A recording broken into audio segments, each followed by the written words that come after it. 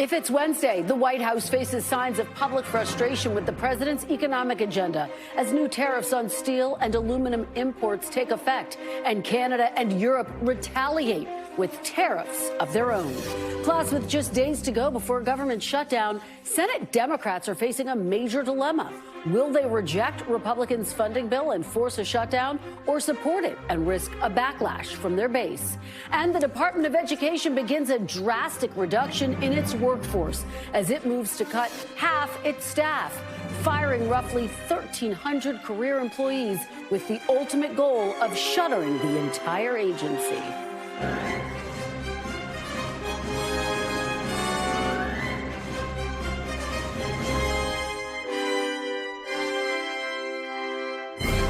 Welcome to Meet the Press Now. I'm Kristen Welker in Washington, where escalating trade wars and mixed messaging from the White House continue to raise concerns about the fate of the U.S. economy. The markets just ended today's session with the Dow relatively flat.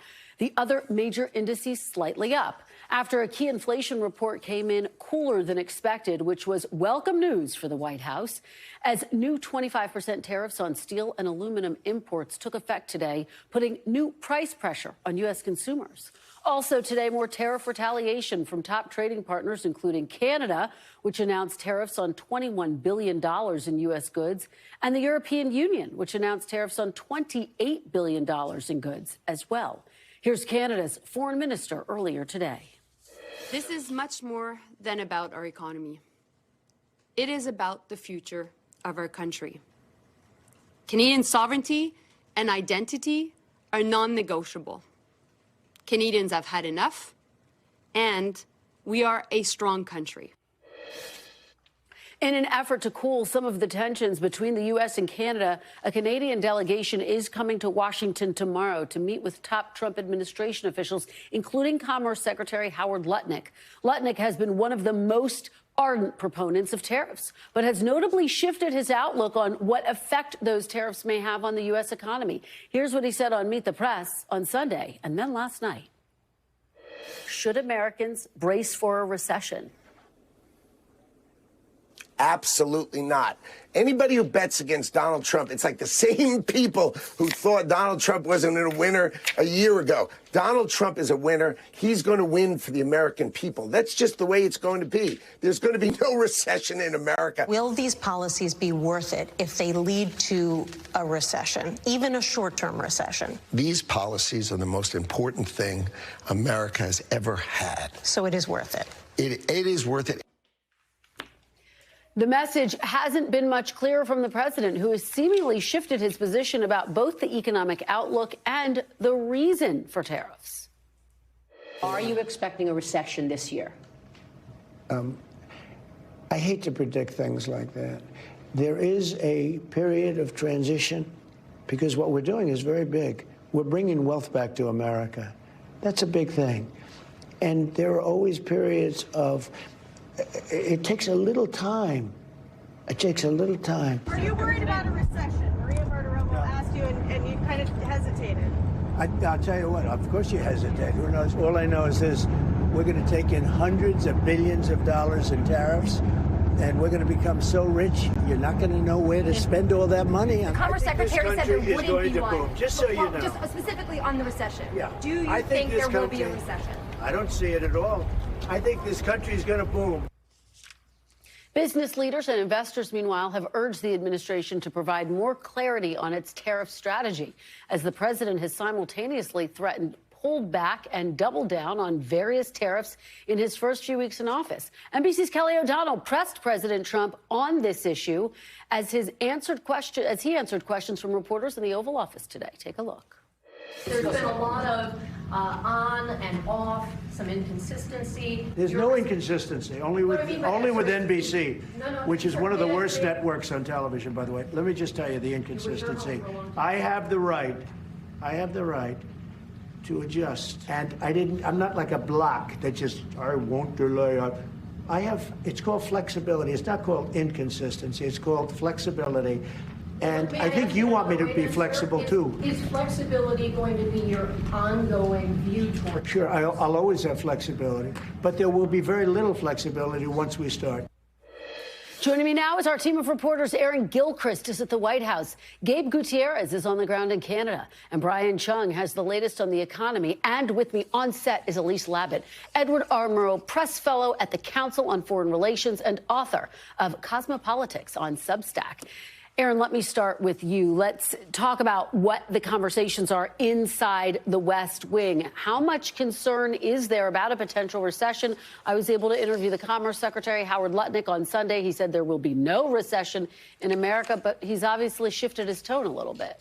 Yeah, but I do think, though, Kristen, that the messaging from this White House, without regard to the change in policy, the message seems to be fairly consistent that they intend to stay the course. We should not expect to see that the president or his team might pull back on some of the things they're doing as it relates to our domestic economy and as it relates to trade policy with other countries. Although, as you noted, there are going to be negotiations with the Canadians. We just heard the National Economic Advisor give an interview where he said that he anticipates GDP will be growing for the first quarter between 2 and 2.5%. We heard Caroline Leavitt, the president's press secretary, talking to reporters a little bit earlier today and saying that the economy is in a good place. The economy will continue down the road that it's going in the right direction, she said.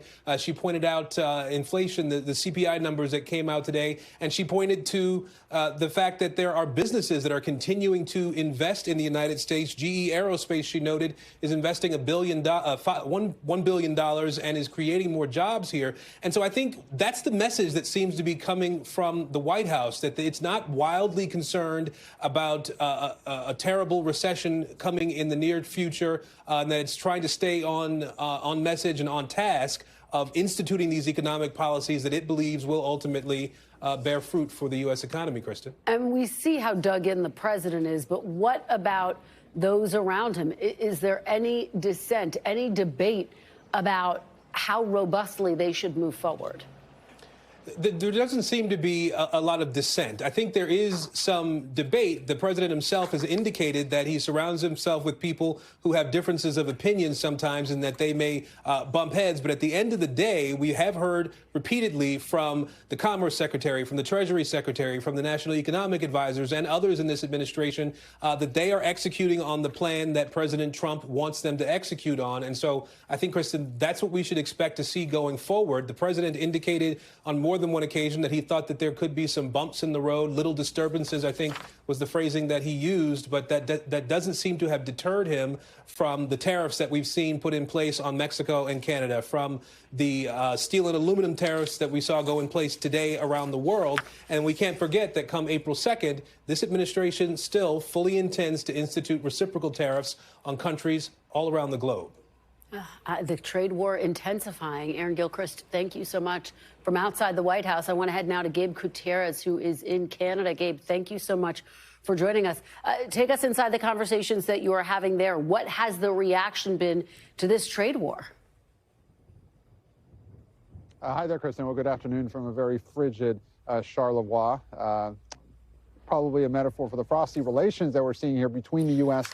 and Canada. And look, I've been speaking with people over the last day or so here in the Quebec region, and they are so furious at what's going on. We heard from Canadian officials earlier today. You mentioned that a Canadian delegation heading to Washington tomorrow to speak with Commerce Secretary Lutnick and to try and come to some sort of agreement to roll back these tariffs. But there is incredible frustration here in Drummondville, which is a few hours from here. We spoke with an official with the city, as well as a metal processing company that has 150 employees, is worried about potentially losing jobs. In that town alone, some 3,000 jobs are at risk. And we spoke to that official from the mayor's office. Listen to more what he told us about what's at stake. Here in the city, it's nearly 3,000 jobs that are at risk with these tariffs across the board, nearly 100,000 across Quebec. And I think I can't stress it enough that it's not benefiting anybody. Everybody's losing, and especially Americans, because in the end, tariffs, who are going to pay for tariffs? It's not President Trump.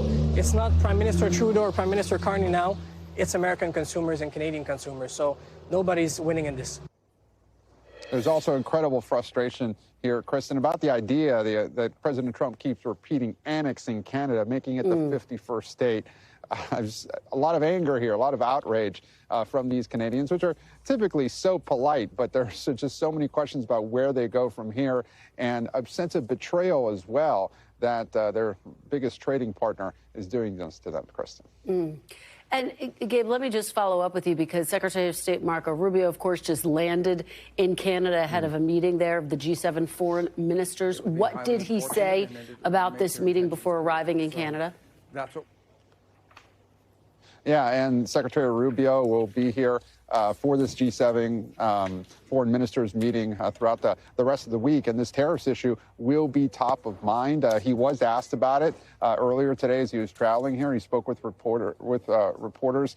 And look, he said this wasn't going to be a meeting about taking over Canada. He was asked about the annexation issue. But certainly Canadian officials here say that they will bring up the issue of these tariffs. And Secretary Rubio defended the Trump administration's position that, look, this is something that the United States needs to do because of deindustrialization over the past few decades, and that it is in the country's national security interests to impose these tariffs. But certainly he's expected to get an earful here at this meeting later on this week, Kristen. Yeah, and I know we'll be watching that very closely. All right, Gabe Gutierrez, thank you so much. Brian Chung, let me head over to you. You and I spent all of last week talking about the uncertainty that the president's tariff policy was creating from Wall Street to Main Street. Big picture, how is the market feeling this week about what we are seeing with this ongoing trade war?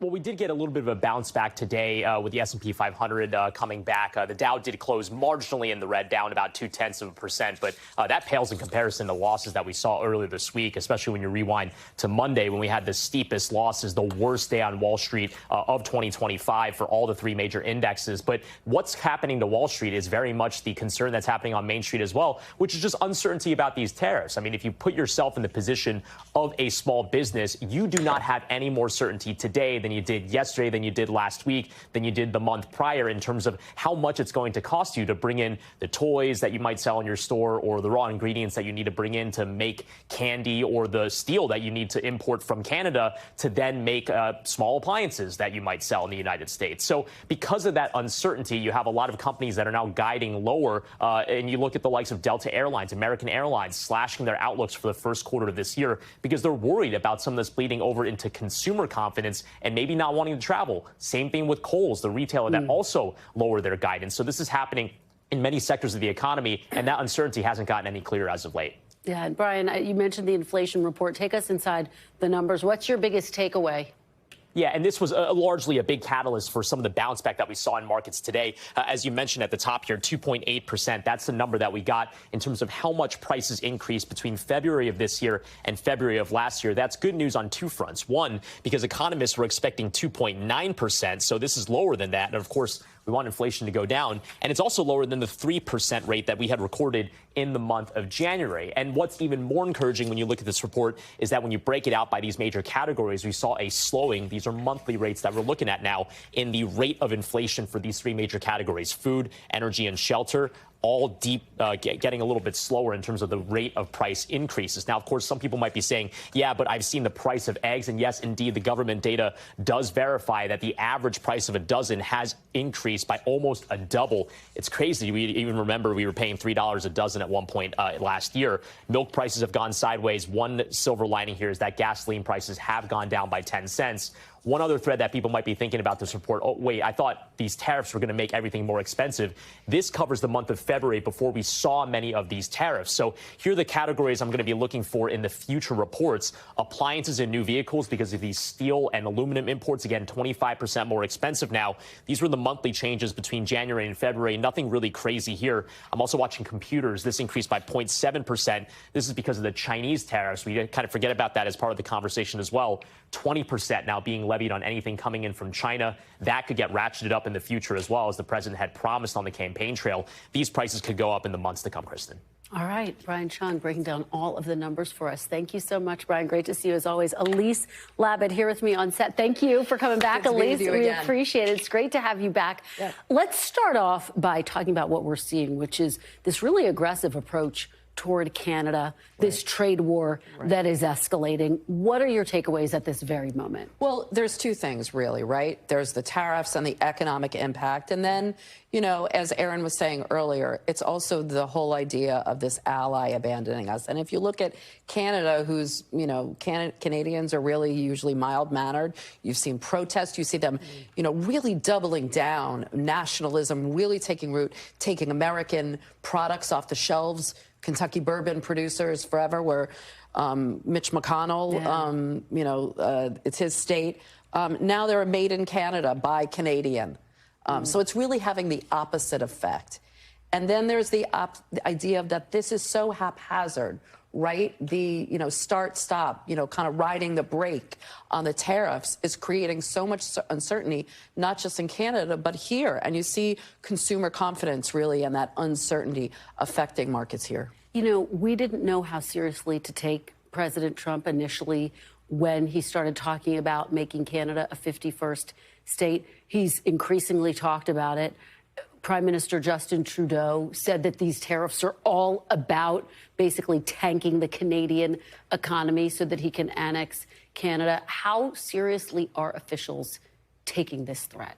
In Canada? In Canada. Look, on the face of it, it's kind of ridiculous, right?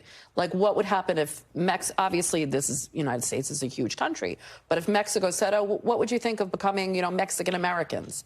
I mean, you know, the Canadians are like, it's not for sale. And so you see this, and, you know, you here on NBC, we watched Saturday Night Live, and you saw Mike Myers with the elbows up is a hockey term in Canada.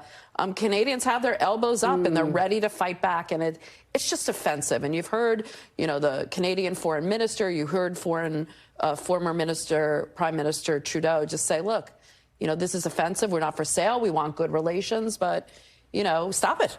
Yeah, and what's notable about this moment, here we have, you know, new to President Trump in terms of his dealing with the new Mexican president, and then also the new Prime Minister of Canada. How do you anticipate he's going to navigate these relationships? Well, I think you can consider what he's doing right now, this bully tactic. But if it continues to hurt American consumers, you know, just like we've seen, he may change his mind. I think also in Europe, as a bloc, it's a very large trading bloc. Yeah. And Germany is one of the, you know, U.S.'s largest exporters of cars. You know, this is really going to have a global effect. And I'm also concerned about some of the talk, the wider talk, about kind of eschewing American economic leadership around the world. We've heard about this Mar-a-Lago Accord, this paper that's floating around about weakening the dollar, and maybe not, you know, the whole idea that should global currency be pegged to the dollar. I mean, he's really trying to, Kristen, upend the whole economic, global economic system. What are economists saying about what that would actually look like if you were able to upend the entire economic system globally, if the dollar were to be devalued? You know, the White House, President Trump may say, well, that ultimately, in the long run, emboldens America, but it's very risky.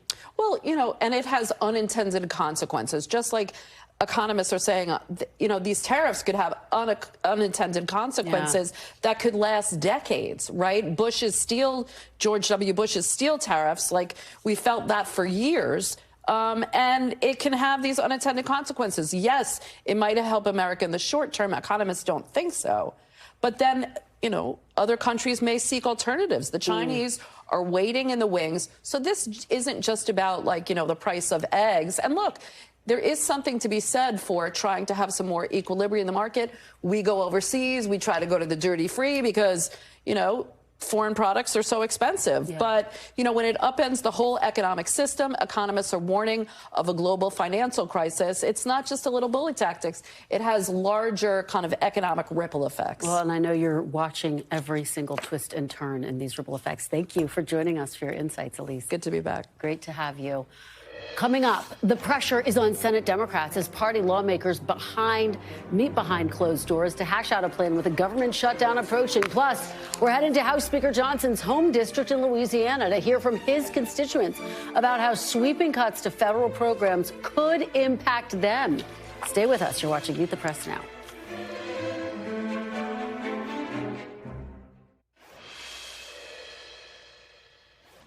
Welcome back. Turning now to Capitol Hill, where all eyes are on Senate Democrats after House Republicans muscled through a 6-month stopgap bill to fund the government and avoid a shutdown at the end of the week. House Republicans didn't need Democrat support to pass that bill, but it's a much different story in the Senate, where Democrats can filibuster the legislation if they want to, which would lead to a shutdown. Democrats huddled today at the Capitol, divided about what to do. Some fear that allowing the bill to pass would anger their base while enabling the president to continue mass firings of federal workers. Others worry that blocking the bill and shutting down the government would backfire politically while hurting the same federal workers they're trying to protect. Moments ago, Democratic leader Chuck Schumer took to the floor and proposed a third option, an even shorter continuing resolution, even though Republicans have said that option isn't on the table, saying Republicans don't have the votes to proceed without them. Republicans do not have the votes in the Senate to invoke cloture on the House CR. Our caucus is unified on a clean April 11th CR that will keep the government open and give Congress time to negotiate bipartisan legislation that can pass. We should vote on that. I hope our Republican colleagues will join us to avoid a shutdown on Friday. NBC News chief Capitol Hill correspondent Ryan Nobles is on the Hill with the very latest. So the big question on our minds as we head toward Friday, what will Senate Democrats do? Leader Chuck Schumer out with some pretty strong language there, Ryan. Yeah, but Kristen, I don't know if it's a realistic path for Senate Democrats at this point. I think that they are hoping that Republicans take the bait for this short-term CR and perhaps extend out the period of time which they could negotiate and still avoid a shutdown. But Republicans feel emboldened. They never thought in a million years, the Senate Democrats, I should say, never thought in a million years that Mike Johnson would be able to muscle through a continuing resolution with basically only Republican votes. That was a bet that the Democrats made and lost. And now this is a situation where Senate Democrats really bear the responsibility as to whether or not this bill passes and whether or not a shutdown is avoided. And all of these Senate Democrats are united in this idea that they do need to stand up to the Trump administration. Where the divide exists is whether or not using this particular opportunity, the leverage that they have in terms of a government shutdown, is the path that they should take to stand up to the Trump administration. And there's one Senate Democrat in particular, Senator John Fetterman of Pennsylvania, who does not believe that that's the path to go forward. And I believe we have some sound from what he told me about that just a few minutes ago. Are you still going to vote yes on the CR? Yes, I'm going to vote yes for that. And my concern is it's a choice. Is like withholding your vote, and not, vote no, and shut down the government if we don't have the votes for cloture. I mean, it's basic. Shut the government down or stay it open with a deeply flawed CR. That's the choice. And some of them, many of them maybe, are now going to say, well, I'm going to vote no. But for me, I can't vote for shutting the government down. And Fetterman is right that almost every Democrat does believe that this is a deeply flawed bill. They do not view it as a clean CR. One Democrat, Raphael Warnock, described it to me as a very dirty CR. But they are in a position here where they don't have many other options. If they vote no, the government will shut down, and there's no doubt that Republicans will blame them for it. It is a political dilemma. I know you will watch to see how it plays out, Ryan, and bring that to us. Let me ask you about some big news today out of the Senate. New Hampshire's Jeanne Shaheen saying she will not run for re-election. That makes 3 Democrats in key battleground states saying they're not going to run for re-election. What's the broader takeaway here? Yeah, I'm sure this was not welcome news to Senator Chuck Schumer, who's doing everything he possibly can to win back the majority in 2026, perhaps thinks that Democrats have the wind at their backs given the early moves by the Trump administration. But listen, Jeanne Shaheen is 78 years old. She doesn't want being in the United States Senate to dominate the rest of her life. She did think about this long and hard. She said that she's still going to be a part of the fight, but she just does not want it to be in the United States Senate. This is going to be a real problem for Democrats. New Hampshire is no doubt a swing state. It is a state where Republicans absolutely have an opportunity to pick up a seat. They have right now a bench of potentially 2 very strong candidates in former Senator Scott Brown, who was, of course, the former senator from Massachusetts and New Hampshire, and then also Chris Sununu, who was recently governor of New Hampshire, who had said for a long time that he wasn't even interested in being in the Senate, but now feels differently about it because he likes the way that Donald Trump is reducing the size of the federal government. So stay tuned. This is going to be a hot race in 2026 for sure. It sure is. All right, Ryan Nobles, thank you so much for bringing all of that to us. We really appreciate it. While the continuing resolution would keep the government open, the big goal for President Trump and congressional Republicans is slashing trillions from the federal budget. The president has repeatedly vowed that entitlement programs like Medicare and Medicaid will not be touched. But according to the Congressional Budget Office, to make the cuts Republicans want, the math just doesn't add up without touching entitlement programs. As members of Congress are absolutely aware, those programs are essential to tens of millions of Americans. In House Speaker Mike Johnson's district in Louisiana, nearly a quarter of adults under 65 have Medicaid or similar coverage as their only health insurance. That's according to an analysis by our NBC political unit. And almost 20% of households in his district receive SNAP benefits or food stamps, another program that could find itself cut in these budget talks.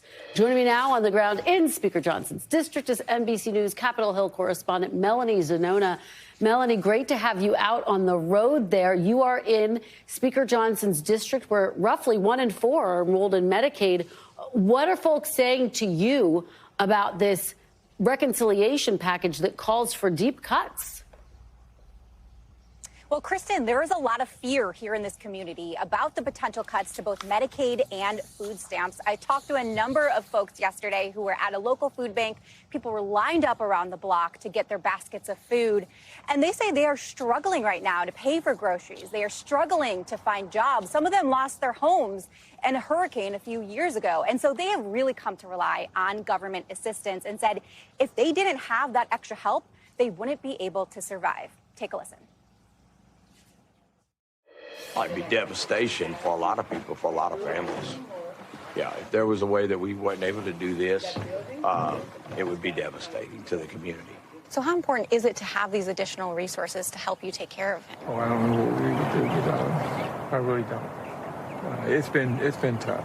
What is your message to the Speaker and the rest of the Congress when it comes to Medicaid and SNAP? Get your act together. That's my message, because people can't do without it.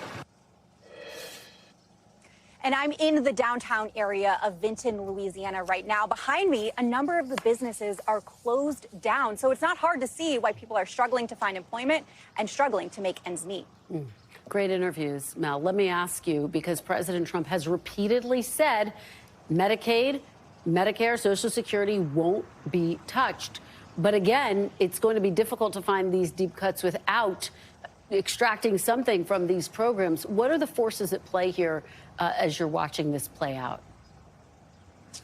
Yeah, so Speaker Mike Johnson has also said they are not going to cut Medicaid benefits. He says they want to root out waste, fraud, and abuse and make other potential reforms to the program, such as instituting work requirements for able-bodied adults. But there is deep skepticism right now that Congress will be able to achieve the level of cuts and savings that they are trying to do without significantly cutting or restructuring Medicaid and food stamps. And if they aren't able to meet that level of savings, that's going to be a huge problem for hardline conservatives who have been demanding cuts, including to Medicaid and food stamps. So this could all create huge problems for President Trump's agenda in Congress. He's trying to pass this sweeping domestic policy agenda, and all of that could really be in jeopardy if they can't find agreement here. If there's no doubt about that. All right, Melanie Zanona, great to have those interviews there from the Speaker's district. We really appreciate it. Coming up next, we are live outside the Department of Education, where more than 1,000 employees are set to be fired as President Trump tries to do what he can to shutter the agency. You're watching Meet the Press now.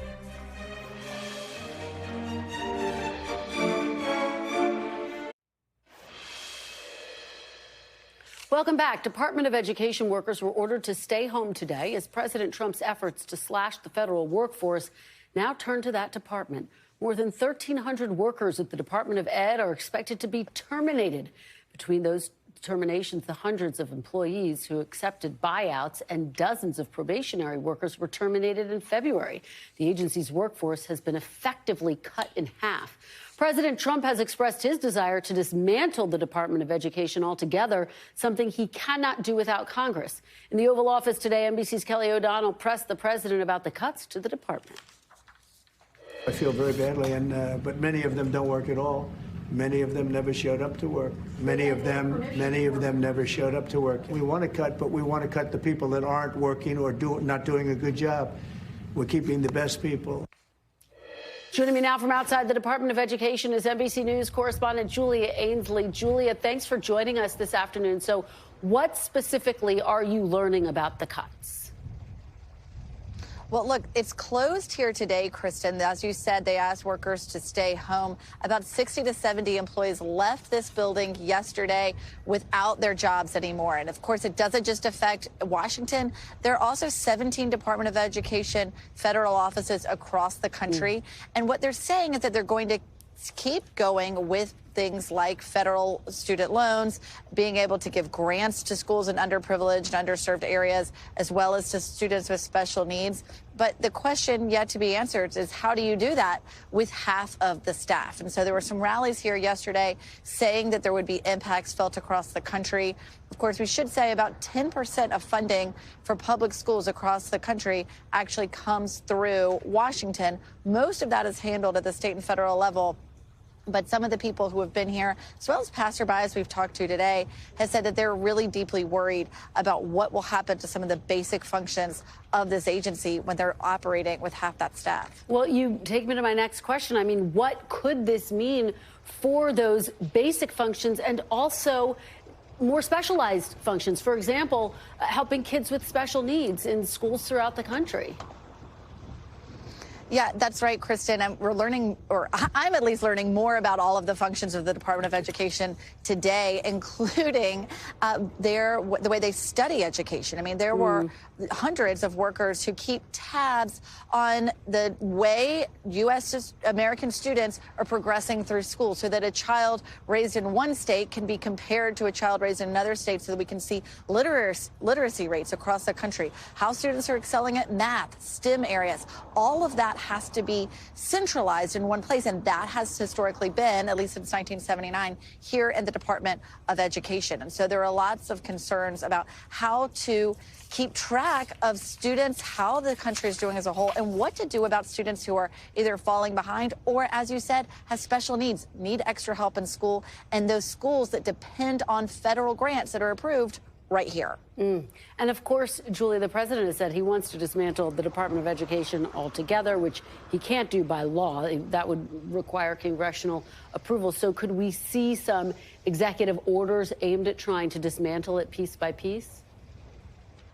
Yeah, it's interesting, Kristen. He has not yet signed an executive order to do that. And this seems to be a piecemeal dismantling, starting with laying off so many of these workers, and as well as those who were previously laid off and were on a probationary status. And Linda McMahon said herself on Fox News last night that this is the beginning of the end. They want to dismantle it. But it's true. Trump has not yet signed that executive order. And in order to actually shut down this department, because it's appropriated to be run, the Congress appropriates that, Congress would have to get a more than 60 majority vote in order to bypass the filibuster and actually be able to close this department.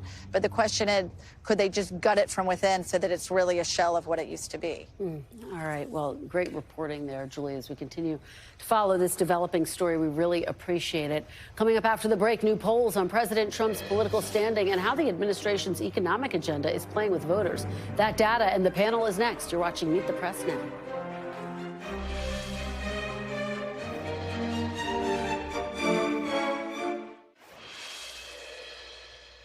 Welcome back. We've got some brand new poll numbers that shed light on how Americans are reacting to President Trump's roughly first 50 days in office.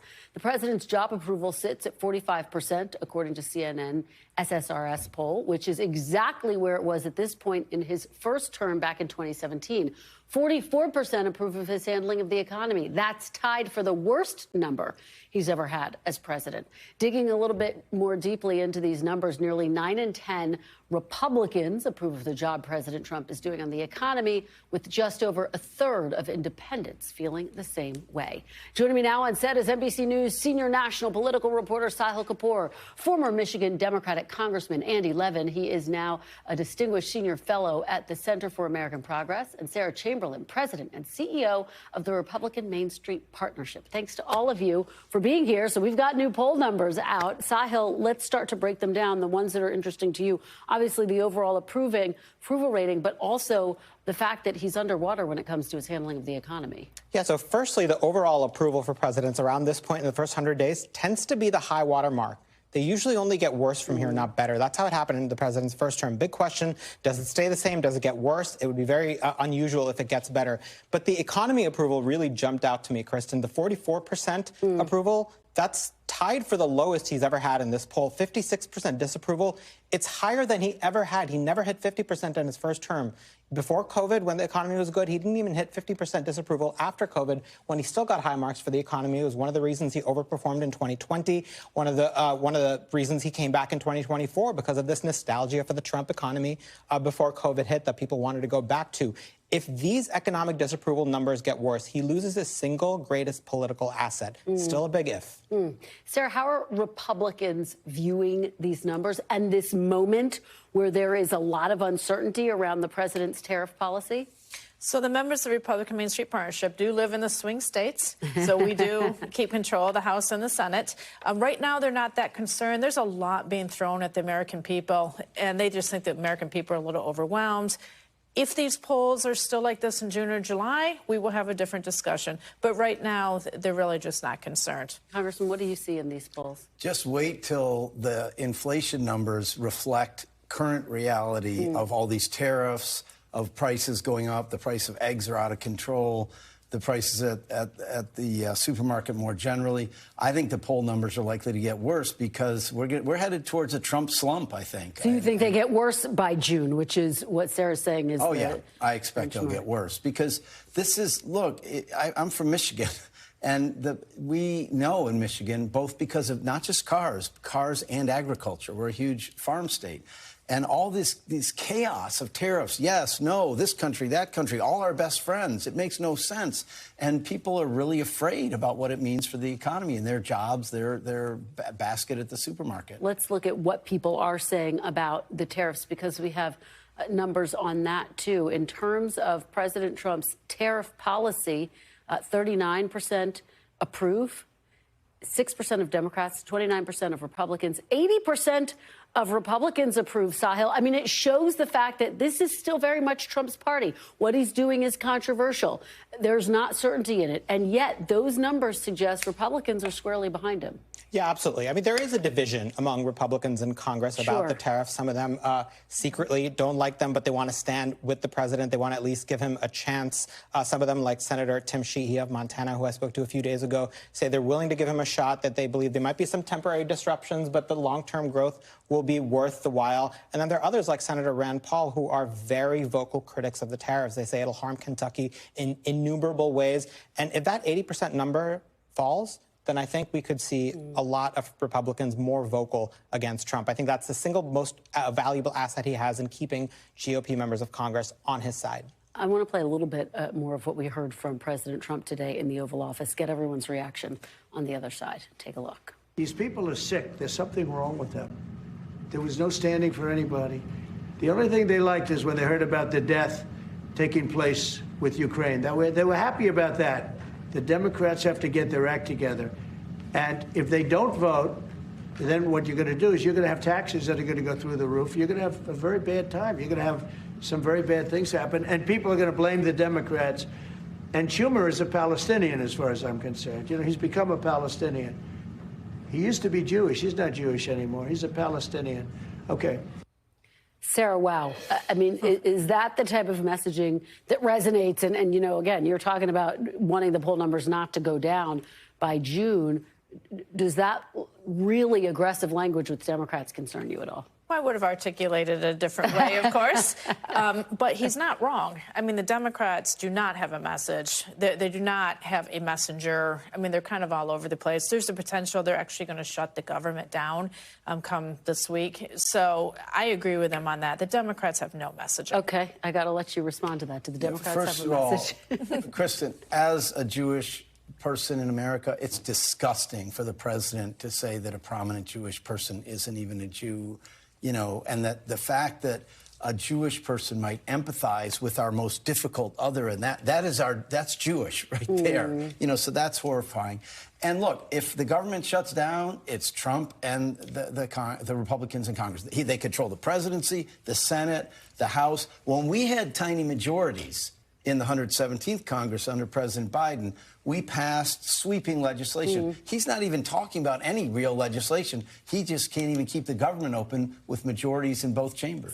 Could I just fact check one thing he said about the budget? He said if Democrats don't vote for this, taxes are going to go up. He's doing this entirely on a party line basis. This is the reconciliation process. Right. Government funding is one thing. They do need Democrats in the Senate because there is a 60-vote threshold, and we might be looking at a shutdown on Friday if there isn't some kind of deal there. But the reconciliation bill, that is Republicans only. If there is a tax hike, if he doesn't get what he wants there, he's got only his own party to blame. Sahil, that's an important fact check. Thank you for that. Talking about this government shutdown, you had Leader Schumer come out and say, no, we're not going to vote for this. You can make a deal with us. You need our votes, so make a deal with us. Let's get something that we can sign off on, a shorter-term measure. How do you see this coming together? Do you think the government's headed toward a shutdown? It's very much an open question right now. The problem Democrats have is that they weren't at the table at all for this bill. So they worry, among other things, about the precedent it would set if House Republicans can write a bill and negotiate it with the president and the Freedom Caucus and just throw it over the Senate, and they expect not only Senate Republicans to swallow it, but also Senate Democrats. That's not something that they want to set a precedent on for the upcoming government funding fight. So unless they find a way around that, now it's possible that Democrats can say, give us some votes on amendments and we'll let the chips fall where they may. They might still vote by Friday to keep the government open. But right now, this is very much up in the air. Sarah, how do you see this playing out and this argument that Republicans control the White House, the Senate, and the House, and ultimately, if they want to keep the government open, get a deal done with Democrats that they can sign off on? Well, since we do control all three branches, I think with Chuck Schumer's comments, they're going to lay this on the Democrats, on the Senate Democrats. We did our job in the House, which was very close. We did get one Democratic vote for it. But this is going to be laid on the senator and the Democratic Party. I think we've done our job. Congressman, how do you see this playing out? Yeah, well, that's what they'll say, but it's not true. You know, as Sahil said, they didn't involve Democrats in writing this at all. Yeah. And the Republicans are already dismantling the government. Numerous courts have found different parts of it are unconstitutional, illegal in terms of contradicting statutes. So they're already shutting the government down. And why Democrats should give them a blank check to go ahead, it mystifies me. I think they should stand up and be counted to create a real opposition. Well, I would actually argue that if the Democrats do shut the government down, they're giving President Trump even more power because there'll be no checks at all on him because who knows when they'll get it reopened. I think that's a huge issue. And more pain. And more pain. Workers. Now, Republicans are counting on that pain going to Democrats if the Senate Democrats block it.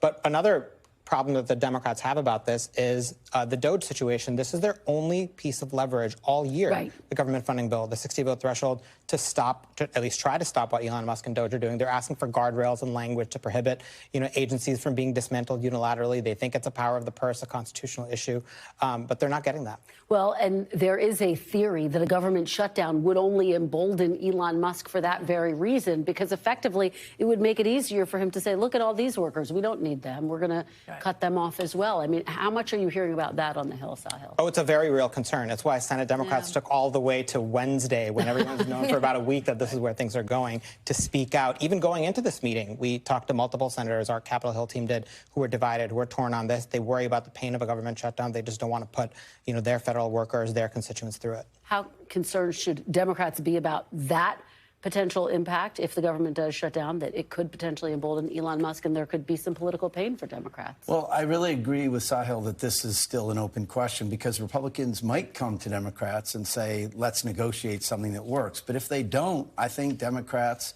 are, believe me, as you, I think, said earlier, they are hearing it from their constituents, their voters, that they do not want to give a blank check to Donald Trump and set the precedent, as Sahil said earlier, that they can do whatever they want, write something in the House with the MAGA and Freedom Caucus people, and then the Senate's just going to pass it with Democratic support? No, I don't think that's going to work. All right, we'll have to see how it plays out. It's going to be a dramatic few days. Thank you all for joining us to set the stage. Really appreciate it.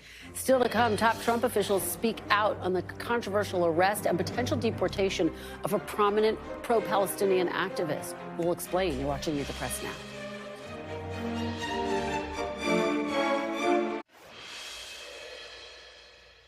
Welcome back. A federal judge in New York heard arguments today tied to the arrest and detention of pro-Palestinian activist and Columbia University graduate Mohammed Khalil. Khalil, who is currently in ICE detention in Louisiana, did not appear in court today as his legal team argued for his return back to New York to be closer to his family, including his wife, who is a U.S. citizen and pregnant with their first child. Earlier this week, the judge temporarily blocked Khalil from being deported, saying he will remain in the U.S. as the court considers challenges to his arrest. While speaking to reporters while en route to Canada ahead of the G7 ministerial meeting, Secretary Rubio defended his decision to revoke Khalil's green card. This is not about free speech. This is about people that don't have a right to be in the United States to begin with. No one has a right to a student visa. No one has a right to a green card, by the way. So when you apply for a student visa, or any visa to enter the United States, we have a right to deny you for virtually any reason. And just to be clear, it's Mahmoud Khalil. Joining me now is Carol Lamb, former U.S. attorney and an NBC News legal analyst. Thank you so much for joining us, Carol. We really appreciate it. So let's start right there with Secretary Rubio. Does he actually have the authority to revoke someone's green card? Yeah, so Kristen, there's actually a provision in the Immigration and Nationality Act that says that the Secretary of State can remove somebody if he has determined that there would be serious adverse consequences to having this person in the United States. But when Secretary of State Rubio says that this is not a First Amendment issue, that's a bit of misdirection, because this is very much a First Amendment issue, because this individual is not applying to be in the United States. He already is in the United States, and he already is a green card holder. And so, therefore, he has the rights to, under the First Amendment that any citizen has in the United States. And, Carol, I'm curious, what type of a precedent does this set?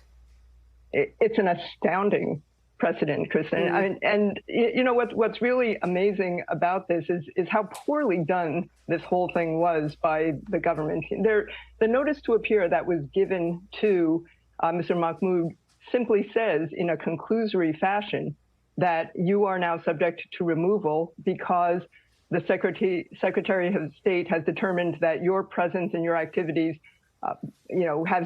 may have the potential for serious adverse consequences to our foreign policy. No definitions involved. There are no definitions in the statute, and there are no definitions in the notice to appear. So what that means is that the Secretary of State has complete discretion to define these terms and to apply it to anybody who wants, regardless of their status as either a student visa or a green card holder. It's an astonishing precedent. And the use of this particular statute, this particular provision, would not have happened under any other administration in these circumstances. The safest probable use of this statute would be if there had already been a criminal trial and the person had already been convicted, then this might be a consequence of that conviction. But there is nothing at this point for the Secretary to hang his hat on, because they haven't stated any facts about what this individual was actually doing. Well, and just to drill down with you a little bit more on that, you have the free speech argument compared to the government's position, which you were just talking about, that this person presents a, quote, potentially serious adverse foreign policy consequence. How does a judge weigh these two? Yeah, I would imagine that the first thing the judge would say is, you have to tell me what underlies that conclusory statement. And there are two possible reasons why the government didn't include those reasons in this notice to appear. One is that they simply didn't want to put down in writing that what he was doing was leading a protest and handing out leaflets. These are two cornerstones of the First Amendment. You are allowed to do that. But, another possibility is they're challenging the courts and just saying, we don't have to tell you why. This is a decision of the Secretary of State. I'm curious, Carol, as we kind of watch all the twists and turns in this case, do you have any sense of how this might end? And we only have about 30 seconds left. Yeah, I think there's a good possibility that as this goes up through the appeals, and he has an immigration hearing scheduled right now for March 27th, so he's presumably not going to be spirited out of the country. But my guess is that the issue confronting the federal courts will be whether this provision is constitutional as applied here. In other words, it could be applied constitutionally, but the way they have applied it in this case is unconstitutional, and that is where the courts may come down. All right, Carol Lim, thank you so much. Really appreciate it. We're back tomorrow with more Meet the Press Now, but the news continues with Hallie Jackson right now. Thanks for watching. Stay updated about breaking news and top stories on the NBC News app or follow us on social media.